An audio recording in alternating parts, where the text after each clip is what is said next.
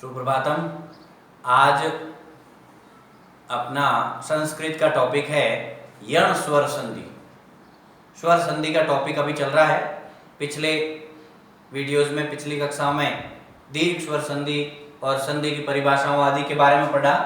आज पढ़ेंगे यण स्वर संधि। यण स्वर संधि। तो यण स्वर संधि के लिए सबसे पहले मैं इसका बहुत ही सरल संस्कृत सूत्र लिखवा रहा हूं, वो याद करें ताकि ये बिल्कुल सरल हो जाएगी। और उसके लिए सूत्र है इको यणचि।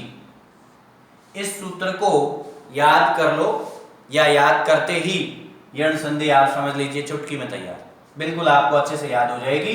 इको यणचि। अब ये सूत्र क्या है, इको यणचि का मतलब क्या है, इसमें किस तरीके से क्या होगा, वो चीज समझनी जरूरी है।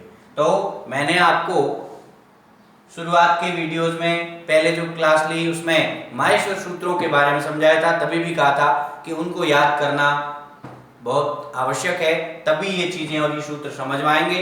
इसमें इको यणचि में अपने दो प्रत्याहार निकलते हैं। एक तो आ गया इक और एक आ गया यण। इक और यण। अब इक और यण में, इक प्रत्याहार में और यण प्रत्याहार में कौन कौन से वर्ण आते हैं, ये माहेश्वर सूत्र आपको याद होंगे तभी समझ में आएगा। अब इक में लें तो पहले सूत्र से शुरू हुआ है अ ए ओ ण। अ को छोड़ दिया है, ई से शुरू हुआ है, तो इसमें आ गया ई, उसके बाद उ ण, इत संज्ञा के इसलिए नहीं आएगा। फिर उसके बाद आ गया री, उसके बाद ली, और क नहीं आएगा क्योंकि इत संज्ञा के। अब यण प्रत्याहार में हय व र ट ल ण यहां से आया है, तो सबसे पहले आ गया य व र ट, नहीं आएगा क्योंकि इत संज्ञक है। और उसके बाद ल और न नहीं आएगा क्योंकि इत संज्ञक है। अब यहां से आपको ये समझना है इस सूत्र को, इस फॉर्मूले को। इको यणचि का मतलब क्या है। इक में ये चार वर्ण आए, ई उ री ली। यण में ये चार वर्ण आए, य व र ल। अब ये समझ में आ गया तो लगभग यण संधि, यण स्वर संधि आपके समझ में आ चुकी होगी, आ गई होगी। मैं समझाता हूं क्या होगा कि यदि ई ओ री ली इन स्वरों के बाद असमान स्वर आएगा। देखो समान स्वर तो दीर्घ स्वर संधि, ई के बाद वापस ई आई तो दीर्घ स्वर संधि हो जाएगी, या ऊ आया री आया री आया तो वो तो दीर्घ स्वर संधि हो जाएगी। इन चारों स्वरों के बाद कोई भी असमान स्वर आएगा, असमान का मतलब ई के बाद ई नहीं, दूसरा कोई भी स्वर आ सकता है। असमान स्वर आएगा तो ई का य, उ का व, री का र और ली का ल बन जाता है। ये बस सूत्र है। अब इसको मैं सरल तरीके से लिखाऊं तो हो जाएगा कि ई उ री ली के बाद असमान स्वर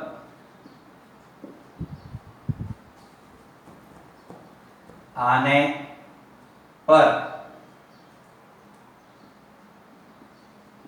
ई का य, उ का व, री का र तथा ली का ल हो जाता है।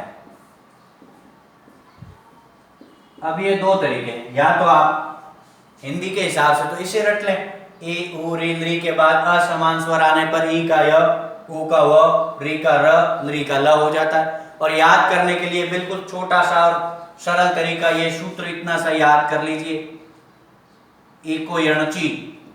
ये याद करते ही पूरा याद हो गया कि ई का य, उ का व, री का र और ली का ल कैसे होता है। ये आप स्वयं बना सकते हैं यदि आपको माहेश्वर सूत्र और प्रत्याहार बनाना समझ में आ गया है।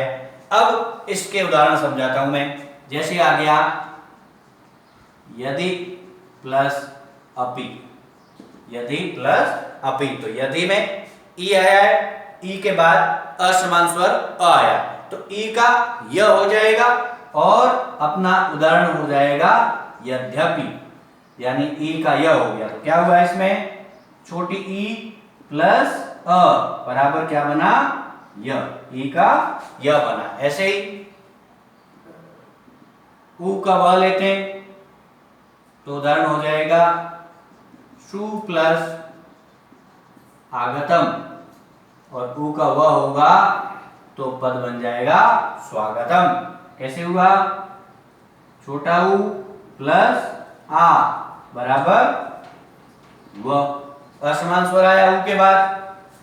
फिर ऐसे ही लेते हैं री, तो पितृ प्लस आज्ञा बराबर पित्राज्ञा। और इसमें क्या हुए, री में मिला आ तो री का बन गया र। ऐसे ही ली धन आकृति तो हो जाएगा लाकृति। इसमें क्या हुआ, ली में आ मिला तो क्या हो गया, ली का ल। तो ये है यण स्वर संधि कि इक के यानी इक यानी ई उ री ली के बाद असमान स्वर आएगा तो एक प्रत्याहार का यण प्रत्याहार हो जाएगा, यानी ई का य हो जाएगा, उ का व हो जाएगा, री का र हो जाएगा और री का ल हो जाएगा। इन चारों के एक एक उदाहरण मैंने समझाए। आप इसी तरीके के अन्य और उदाहरण शेष का अभ्यास करें। ये हो गई यण स्वर संधि कंप्लीट। मिलते हैं अगले वीडियो में, अगली क्लास में एक स्वर संधि के नए भेद के साथ। तब तक के लिए नमस्कार।